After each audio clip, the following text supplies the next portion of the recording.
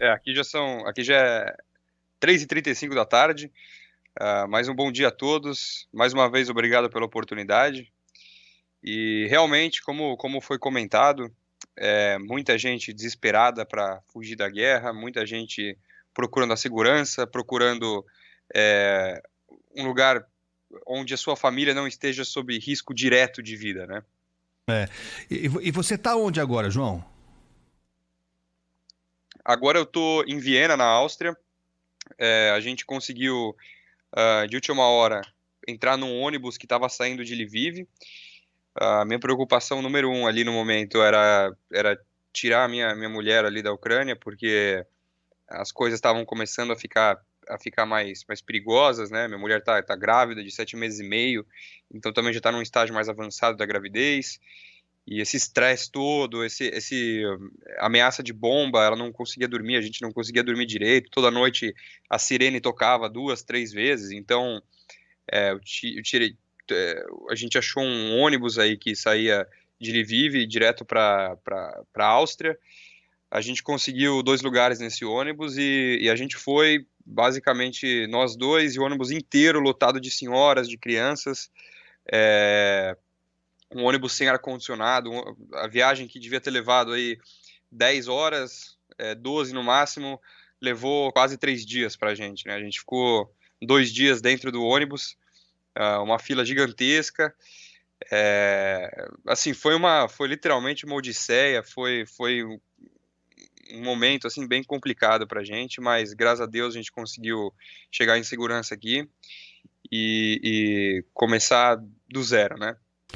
Agora, pelo que você conta, foi uma dose de sorte vocês pegarem esse ônibus, porque a gente tem conversado com muitos brasileiros que estão tentando fazer esse trajeto, fugir, enfim, da Ucrânia para qualquer lugar que seja mais tranquilo e que não tem dado essa mesma sorte. Muita gente não consegue nem sair de onde está, porque os bombardeios estão ficando cada vez mais frequentes. Muitos relatam que não há apoio do Itamaraty, do governo brasileiro. Para ser justo, João, ontem nós tivemos contato com outro brasileiro que conseguiu sair da Ucrânia e que disse que ele saiu de Kiev, estava numa outra região da Ucrânia, mas já seguindo hoje, parece, para fora da Ucrânia. E esse sim disse que teve contato do Itamaraty, que se colocou à disposição, mas como regra, parece que está mudando agora, mas como regra, desde o início do conflito, tem sido muito instável esse apoio do governo federal. Como é que foi essa sua saga? Só para a gente lembrar, a gente vem acompanhando esse seu trajeto desde o início. Você estava aonde no início, quando começou o conflito, João? Bom, a gente estava no começo em Kiev, né? A gente se mudou esse ano definitivamente para lá. Foi, a gente foi um novo começo assim para a gente. Antes eu morava na Polônia, que é o país vizinho. Morei 4 anos na Polônia. A gente decidiu ir para a Ucrânia porque minha mulher é ucraniana, então a criança ia nascer próxima da família, tem uma estrutura familiar que é melhor assim para essa situação, né? A gente tinha preparado o apartamento, a gente já tinha mobiliado, já tinha preparado enxoval, um monte de coisa. Estava faltando pouquíssimas coisas e não sei se é sorte, mas é um presente assim para gente que a gente tinha alguns contatos dentro do parlamento ucraniano, gente ligada à família da minha mulher, e eles nos avisaram na noite que os mísseis caíam no aeroporto. Um pouco antes disso, eles avisaram para a gente que ia começar a guerra. Então a gente teve tempo hábil de comprar as passagens, né? A gente conseguiu comprar as passagens de trem para sair de Kiev antes delas esgotarem, porque no dia seguinte já não tinha mais, ficou tudo esgotado. E, e a gente conseguiu sair no dia seguinte, ali depois da hora do almoço, de tarde mais ou menos, a gente conseguiu embarcar no trem. Aí chegando em Lviv, a gente ficou lá por volta de uns 2, 3 dias até conseguir achar um transporte para sair de lá. E a gente não achou por conta própria. A gente teve uma ajuda, isso eu preciso agradecer. O meu cunhado, o irmão da minha mulher, ele mora na Áustria, ele mora em Viena, e ele achou um ônibus que saía da Ucrânia por um site daqui de Viena. Quer dizer, a gente daqui, de lá da Ucrânia, a gente não teve acesso a esse ônibus, a gente não conseguiu ver esse ônibus na internet, mas daqui da Áustria o meu cunhado conseguiu. Ele reservou para a gente 2 lugares nesse ônibus, a gente conseguiu entrar e sair. Mas aí começou um outro problema que foi, primeiro, a incerteza de que ia tudo correr bem na fronteira, porque a gente teve informação de que alguns brasileiros foram mandados de volta, não conseguiram cruzar a fronteira, então já começou aquela incerteza. Me comuniquei bastante com a embaixada do Brasil em Kiev nesses dias. Inclusive, ah, eles me passaram alguns contatos, foram solícitos, mas assim, não organizaram o transporte, mas foram solícitos naquilo que eu precisava, que era a garantia de que não ia ter nenhum problema na fronteira ou me dar algum contato para cruzar qualquer coisa. Ah, a gente ficou naquela fila que era para ter durado ali. A expectativa era que fossem 6 horas de fila, a gente ficou 2 dias lá. Para uma mulher grávida ficar sentada num ônibus 2 dias, você não imagina como é que é a dificuldade, né? E mas graças a Deus tinham várias pessoas ali na estrada em volta da fila, que era uma fila interminável, uma fila assim de 40 quilômetros estacionada, uma fila assim interminável. Mas tinham várias pessoas ajudando ali, tinham vários grupos de caridade, ONGs, pessoas, moradores ali da região que abriam barraquinhas assim na estrada, perto dos ônibus, e davam comida de graça, davam água de graça, davam sopa, macarrão, coisa assim, miojo. Então a gente conseguia sair do ônibus, pegar essa comida, porque não tinha loja, não tinha loja aberta ali na região, não tinha restaurante, não tinha nada aberto. Quer dizer, eram só essas pessoas ajudando mesmo, dando garrafinha de água, coisa assim. Mas depois desse sufoco que a gente passou, inclusive quase que acharam que eu era um separatista ali russo, né? Porque tem vários separatistas infiltrados em Lviv, em outras cidades, as pessoas estão atentos. Eu tive a ideia genial de gravar para o meu canal do YouTube o posto de controle ali da milícia local da cidade, né? E eu fui andando pelo vilarejo lindo, assim, pitoresco, casinhas de madeira, coisa assim. Eu fui gravando com meu celular. Aí já chegaram umas pessoas ali da organização militar ali local, me perguntando quem eu sou, da onde que eu sou, qual é o meu passaporte, o que eu estava fazendo na Ucrânia, por que que eu estou gravando, me mostra o celular, me abre a galeria, tudo. Então, quase ali também que eu me ponho numa outra enrascada. Mas no final das contas, as pessoas da região ali foram super solistas e a gente conseguiu cruzar a fronteira depois de quase 3 dias, né? Estamos conversando com o João Guilherme, brasileiro, que morava em Kiev, na Ucrânia, tem esposa ucraniana que está grávida, está montando a casa para receber o bebezinho, né? É o primeiro filho, né, do João. Pela carinha dele é o primeiro filho, né, João? Filha, vai ser mulher. Filha. Tá. Qual o nome dela?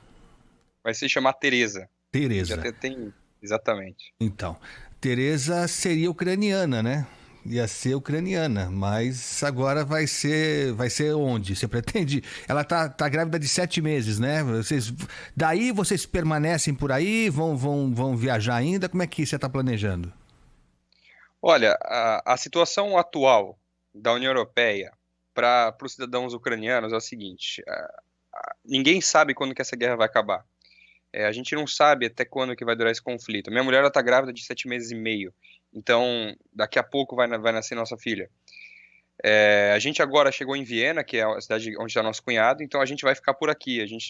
Eu não posso arriscar de ficar brincando de viajar agora, ir para outro lugar ou para outro país. Quer dizer, a gente viajou por uma emergência, mas ela não está em condição de ficar viajando, né? Então, por enquanto, a gente vai ficar aqui e literalmente recomeçar do zero, né? É. A família da sua esposa tá lá ainda na Ucrânia? Tá, os pais dela estão lá, a avó dela tá lá. A mãe dela não quer sair, a avó também não quer sair, o pai não pode sair, né? Os homens não estão podendo sair da Ucrânia. Então, mas estão todos em Lviv, que é uma cidade que por enquanto está segura, né? A gente estava lá, eu gravei, coloquei no meu canal do YouTube como é que está a realidade da cidade. Quer dizer, as pessoas estão se organizando militarmente, os próprios moradores estão se combinando assim, grupos de revezamento de patrulha, estão montando postos de bloqueio em volta da cidade, colocando saco de areia, colocando aquelas travas para tanque de guerra não passar, veículo não passar. Quer dizer, eles estão como se fosse construir uma fortaleza, um castelo em volta da cidade, mas por enquanto não foi atacada ainda, né? Houve tentativas de ataque aéreo, mas foram todos os mísseis foram derrubados ou foram explodidos no ar antes pelo sistema de defesa antiaérea da cidade, que foi construída pela OTAN, eu creio que 2 anos atrás. Então, um dos melhores sistemas antiaéreos da Ucrânia é a de Lviv, né? Sim, inclusive um dos argumentos usados pelo governo russo é esse, né? Dizendo que, de certa maneira, a OTAN já municiou, já criou uma estrutura militar na Ucrânia. E isso justificaria, nesse raciocínio maluco do Vladimir Putin, esse ataque, essa ocupação, essa invasão, enfim. Vamos torcer para que hoje a rodada de negociação avance um pouco mais do que tem avançado das últimas vezes. Agora, quer dizer, para vocês, né? Para vocês é uma tranquilidade estar em Viena agora, lógico, é outro clima, mas ainda o coração apertado porque a família está lá ainda, né? Não é nem só isso. Quer dizer, você estando num lugar desses, vendo o que acontece, o que aconteceu em volta de você, é um sentimento assim, ao mesmo tempo de que você quer ajudar, um sentimento também de impotência, mas é uma coisa que fica marcada, sabe, na cabeça, fica marcada no coração. Você não, é difícil de esquecer, assim, o sofrimento, o desespero das pessoas em volta, tanta criança, tanta gente desesperada. É, é, as famílias sendo separadas. Então assim, é uma coisa que não é nem só uma preocupação pela família nossa, mas também pela família dos outros. É uma coisa que acaba entrando assim em você. Você fica aflito pelo que está acontecendo, sabe? Quer dizer, você vê, há uns dias atrás tiveram bombardeios em um hospital de oncologia infantil. A gente teve bombardeio em universidade, bombardeio em colégio. Quer dizer, deixou de ser uma invasão, uma operação especial militar, como disse o Putin, para virar um terrorismo, um genocídio do povo ucraniano, né? Não, é verdade. Quer dizer, você já tem essa ligação natural. Sua esposa é ucraniana, você estava morando na Ucrânia, então a ligação é direta mesmo, né? Nós aqui à distância, que nunca tivemos nenhuma ligação com a Ucrânia, já nos sentimos próximos dos ucranianos, né? Há uma empatia direta. Até mesmo, João, o presidente da Ucrânia, o Volodymyr Zelensky, que tem uma história interessante, né? A forma como ele foi eleito, sendo um comediante que fez uma série em que ele acaba virando presidente, né? Você falou isso aqui pra gente, outros brasileiros também contaram essa história pra gente, e depois a vida repetindo a arte em certa medida, mas eu não sei qual é a imagem que você tem ou tinha do presidente ucraniano, porque ele chegou com uma linha dura, fechando o Congresso, enfim, ele tem uma linha à direita muito bem definida, muito bem definida. E de repente a imagem dele foi ganhando um ar de heroísmo que acho que cativou a todos nós, e até é um perigo isso, né? Porque a gente não pode esquecer a história das pessoas, mas nesse momento ele é um herói. Acho que na Ucrânia, em toda a região aí, ele se transformou numa figura idolatrada, né, João? Olha, eu acho que você analisou, assim, fez um comentário agora muito bem feito. Quer dizer, o passado político dele, o histórico político dele, é, foi condenado por metade da Ucrânia. Na eleição, a Ucrânia foi dividida em duas, né? A região de Lviv foi contrária a ele. Mas quando começou esse conflito, quando começou essa situação de guerra, as atitudes que ele tomou como presidente, as atitudes que ele tomou como líder de Estado, o jeito com que ele lidou com o povo ucraniano, com que ele lida todo dia, se comunicando diretamente com as pessoas, dando exemplo, recusando oferta para evacuação, participando do conflito, indo, colocando, dando peito, assim. Isso foi um exemplo, isso serviu de inspiração para os ucranianos. Então, por mais que existam e devem existir divergências em relação ao posicionamento político dele anterior, à forma de governo, como que ele agiu, a forma com que ele está lidando com o conflito de agora contra a Rússia é exemplar. Quer dizer, é algo que devia ser tomado como exemplo para o mundo inteiro. O amor que ele tem pelo país, o amor que ele demonstra para o povo dele, é, as coisas que ele fala, a mídia infelizmente não traduz tudo que ele fala na televisão, Mas, assim, o jeito com que ele fala, quando você escuta ele discursando, ele se referenciando, ele se referindo à população, é uma coisa fora do comum, uma coisa que inspira mesmo, sabe? É verdade, aliás, ontem eu estava acompanhando o pronunciamento dele, foi transmitido ao vivo aqui pelas TVs brasileiras, pela Band News TV, enfim, pelas outras emissoras também. E é um negócio emocionante mesmo, emocionante mesmo. Em dado momento ele começou a citar o nome de ucranianos que morreram em combate, defendendo a Ucrânia. Ele foi dando nome a nome, chamando de herói, já anunciando que eles seriam condecorados pós-mortem como heróis nacionais. Ele foi citando nome a nome. É um negócio realmente impressionante, é impressionante mesmo. É a figura grandiosa que ele se transformou em 8 dias, né? Em 8 dias. E aí vem a questão que a gente não vai conseguir destrinchar aqui, João, porque nem especialistas que a gente tem consultado ao longo desse período são capazes de dizer o que pode acontecer. Porque para muitos, o Vladimir Putin, independente do final dessa guerra, ele já perdeu a Ucrânia. Para muitos não há como ele voltar a ter a Ucrânia como território russo, ou com um governo fantoche, enfim. Isso não vai mudar o espírito que se criou no coração dos ucranianos, que serão ucranianos para todo sempre. Essa é uma leitura que se faz. E aí, isso é lindo, né? Isso é uma história maravilhosa que vai ser contada um dia ainda, em detalhes. Mas, de outro lado, deixa pouca margem de negociação com Vladimir Putin, né? E aí a gente não se sabe até onde ele pode ir. Se não houver rendição, e parece que não haverá, a gente não é capaz de vislumbrar um final menos sangrento para essa história toda, né, João? Está coberto de razão. Inclusive, o que impressiona a gente, o que impressiona os ucranianos, é que um dos argumentos dele quer dizer, foi o principal argumento dele para começar todo esse conflito, foi defender aquela população que estava nas zonas separatistas, né? Ele que, segundo ele, o governo ucraniano estava atacando a própria população. O que a gente viu ontem, anteontem, com soldados russos rendidos, ali mais de 40 soldados russos rendidos, eles estão forçando a própria população, que eles tinham usado como desculpa defender, eles estão obrigando todos os homens de 17 a 60 anos a se alistarem no exército russo, dizendo que vão ter 3 dias de treinamento militar. São pessoas normais, professores, psicólogos, pessoas normais, não militares. Estão obrigando as pessoas daquela região a irem para o exército russo e estão enviando eles para o fronte de batalha, sem mantimento, sem comida. Você vê vários vídeos de soldado ucraniano dando comida para o soldado russo que estava faminto, que estava sem contato com a família, sem celular. Quer dizer, a própria população que ele usou como desculpa a defesa dela para invadir a Ucrânia, ele está usando como cobaia, está usando como peão para levar essa guerra adiante, para dar cabo a essa guerra.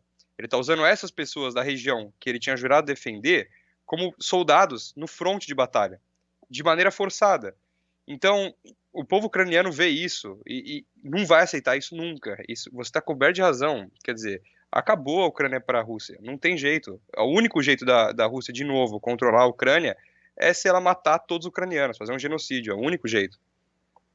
Nós estamos conversando com o João Guilherme, brasileiro, que estava morando em Kiev, na Ucrânia, saiu de lá da forma que ele contou, com toda a dificuldade que caracteriza uma situação como essa, e agora está em Viena, na Áustria. João, vou pedir só um segundinho da sua paciência, porque o Lucas Josino, repórter aqui da Rádio Bandeirantes, está recepcionando brasileiros que estão chegando aqui em São Paulo. Tem sido assim nos últimos dias e é uma emoção incrível, né, Lucas Josino? Agora são 11h55, Lucas. Bom dia. E esperamos acompanhar também a volta do João, viu, Agostinho? Que é muito legal, muito gente boa, inclusive nos ajudou todos esses dias aí, conversando, mandando vídeos, explicando como é que está a situação. Esperamos fazer essa recepção do João também aqui no aeroporto de Guarulhos nos próximos dias. Hoje foi a vez do Júnior Moraes, jogador brasileiro do Shakhtar Donetsk, camisa 10, não é qualquer um, habilidoso, 34 anos, que inclusive é naturalizado ucraniano e poderia ter sido convocado pelo exército para defender o país, mas isso não aconteceu. E passou por uma verdadeira batalha, viu, Agostinho, para conseguir deixar a Ucrânia. Ficou num bunker em um hotel com alguns outros jogadores brasileiros por alguns dias, conseguiu cruzar a Ucrânia na última segunda-feira, chegou até a Polônia, da Polônia foi para a França, e aí sim na França conseguiu voltar para o Brasil, pegou um voo. E foi uma emoção muito grande. Logo quando ele desceu do avião, chegou ali na área do desembarque, ele largou as malas, saiu correndo, deu um abraço nos filhos, é uma cena de filme mesmo. Deu um abraço nos 2 filhos, na esposa, na família, ficou muito emocionado e depois conversou com os jornalistas. Disse que se sentia muito aliviado porque passou dias difíceis em meio à guerra no leste europeu. Gente, como é que foram os últimos momentos? A sua saída, os últimos momentos? Foram 4 dias, 3 dias ali que todo mundo estava com uma tensão muito grande, né? Todo mundo estava muito nervoso. E quando a gente começou a passar, chegar perto da fronteira, eu fiz questão de levantar e andando, rosto por rosto, porque era importante eu ter isso dentro da minha cabeça. E era uma questão, todo mundo com uma expressão muito de ansiedade, né, tensão, só que a esperança estava no olho de todo mundo. Acho que foi no caminho até a fronteira. Júnior, os outros jogadores falaram que você foi essencial, os seus colegas que chegaram na terça-feira, essencial para que eles mantivessem a calma lá. Como é que você conseguiu isso? Eu não fui forte em nenhum momento. Vários momentos quando eu estava no limite eu me trancava no banheiro ou me escondia num quarto, orava, colocava um louvor, orava, pedia força para Deus, porque eu não podia fazer isso na frente de ninguém. Júnior, por ser cidadão ucraniano, você achou que a família nesses últimos dias? Eu falei muito pouco com a minha família, eu não conseguia, porque eu tinha que estar o tempo todo em contato, tentando achar uma solução, uma saída, tentando achar leite para crianças, fralda, eu não conseguia. Então, para passar para eles que eu estava bem, eu virava com a parede, eu dava um sorriso, tirava uma foto e mandava, falava, tá tudo ok. Essa foi o pouco tempo assim, que eu tive contato com a minha família. É mais um brasileiro que volta para a terra natal durante essa guerra, viu, Agostinho? É isso, né? E o Datena falava, o Brasil tem problema, a gente reclama de tudo, e tem que reclamar mesmo e tal, nada funciona direito, podia ser tão melhor, mas não tem coisa melhor que voltar para casa, hein? Fala sério, voltar pro Brasil numa situação dessa não tem coisa melhor. João Guilherme, muito obrigado pela sua colaboração com a gente aqui, pela sua disposição, né, de mostrar para o Brasil essa situação difícil que vocês brasileiros passaram no meio dessa crise toda. Que Deus abençoe vocês, que a sua filhotinha nasça bem, austríacazinha, mas brasileira e ucraniana também, tudo junto, tá bom? Obrigado e um bom dia para vocês todos aí. Eu que agradeço de novo pela oportunidade. Mais uma vez convido a todo mundo a me seguir no YouTube, Diário da Terceira Guerra, e no Instagram, João_Guilherme K, que eu vou atualizando aí como que a gente pode ajudar a Ucrânia nesse momento. Um abração a todos e um bom dia. Valeu, João Guilherme, que é filho do nosso Alex Miller, né? Alex Miller. Então, o DNA do Alex Miller, essa fluência toda, tá aí no João Guilherme. Agora